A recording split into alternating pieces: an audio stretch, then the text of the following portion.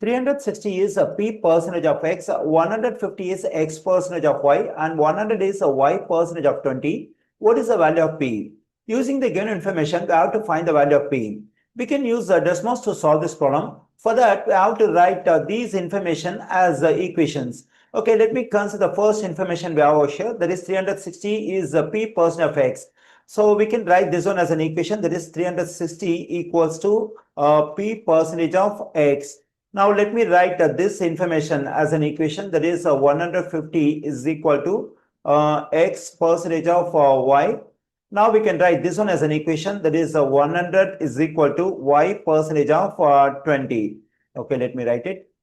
Now we can take these three equations in Desmos to find the value of p. Let me consider the quantities we have on the left side of all the three equations. Let me take them in Desmos.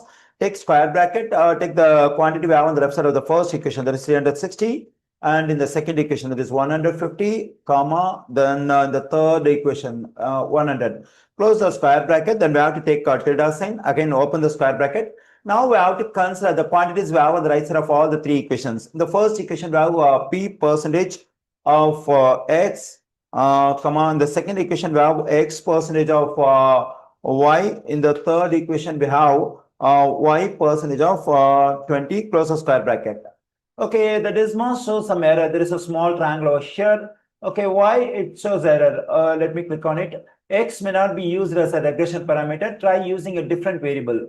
Okay, not only x, y also cannot be used as a regression parameter when we solve this kind of problems in Desmos. So now to fix the error, what we can do is instead of x and y, we can use some other alphabets.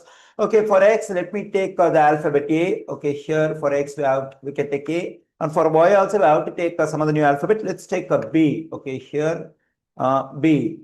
Okay, here I got the value of P. The value of P is 1200.